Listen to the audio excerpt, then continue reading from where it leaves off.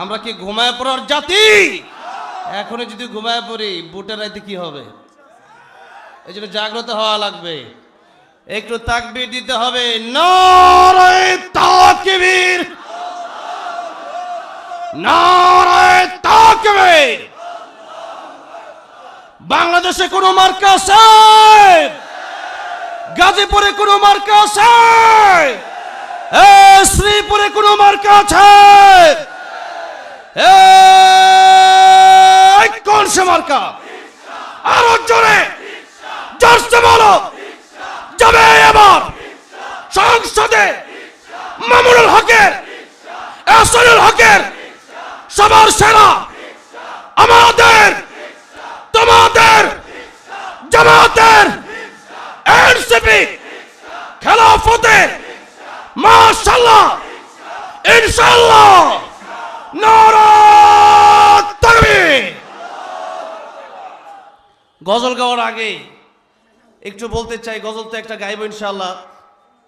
আমাদের বিভিন্ন দলের আশেপাশের দলকে আমরা দেখি, তারা বিভিন্ন ড্যান্স এবং বিভিন্ন তারা গানের তারকাদেরকে এনে তারা মাঝে মধ্যে তারা গানের অনুষ্ঠান করে।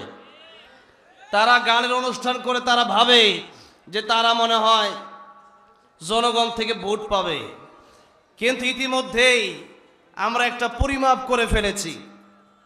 আপনাদের মনে এখনো হয়তো অনেকের প্রশ্ন থাকতে পারে, রিক্সা দাঁড়িপাল্লা শাপলা করি যাবে কি যাবে না? এই প্রশ্ন আর আমাদের না, ইনশাআল্লাহ। আমরা ইতিমধ্যেই চ্যানেল 24 সহ বাংলাদেশের বড় বড় চ্যানেল থেকে জরিপ করা হয়েছে। সেই সমস্ত চ্যানেলগুলো থেকে, এমনকি আজকে আমার ভেরিফাইড ফেসবুক পেজ থেকেও জরিপ করা হয়েছে। ইতিমধ্যেই 80 থেকে 90% ভোট ইসলামের পক্ষে মানুষ দিয়ে দিয়েছে।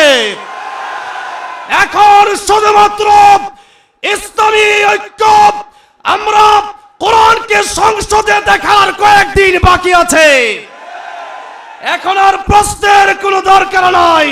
বাংলাদেশের মানুষ বুঝে গেছে আগামীর 12 তারিখ ইসলামের পক্ষে রায় ঘোষণা হবে ইনশাআল্লাহ।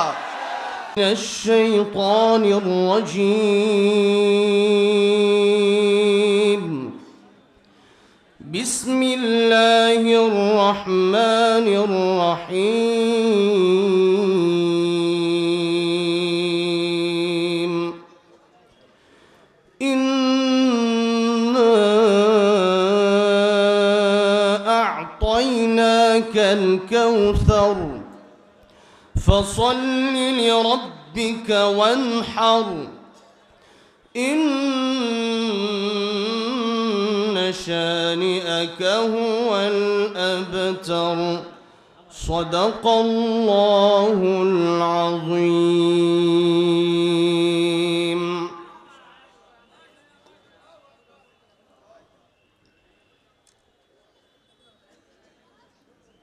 যেহেতু সময় খুবই অল্প, আমার হাতে আরো 4 মিনিট সময় আছে, আমি সবাইকে একটু আরেকবার সালাম দিতে চাই। মাগরিব থেকে আসা পর্যন্ত একেবারে আপনারা ঘুমিয়েছিলেন। আমরা কি বিড়ালের জাতি?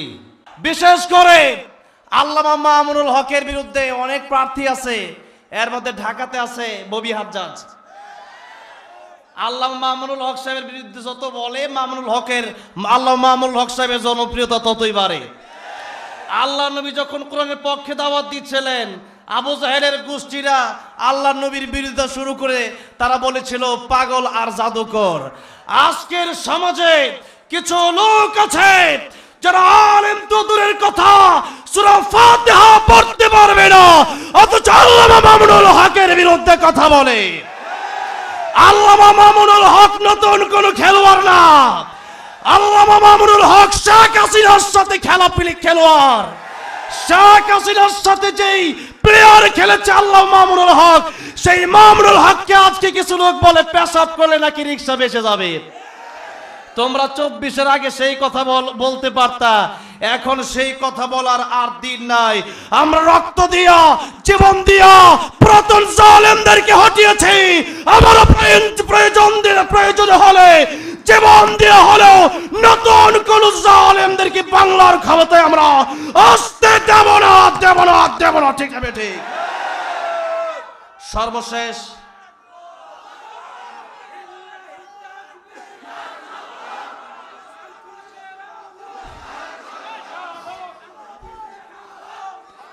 আজকের এই শ্রীপুর এত সুন্দর একটি প্রোগ্রামে আমাকে এত লম্বা একটা সময় দেওয়ার জন্য আমি বাংলাদেশ খেলাফত মজলিস, বাংলাদেশ জামাত ইসলামী সহ 10 দলের ঐক্য জোটকে আন্তরিক মোবারকবাদ জানাচ্ছি। বিশেষ করে আমার বাম পাশে বসা আমার অত্যন্ত প্রিয়, আমার শ্রদ্ধেয়, আমাদের শ্রীপুরের গর্বিত সন্তান এহসানুল হক সাহেবকে এবার বাংলাদেশের সংসদে নিতেই হবে ইনশাআল্লাহ।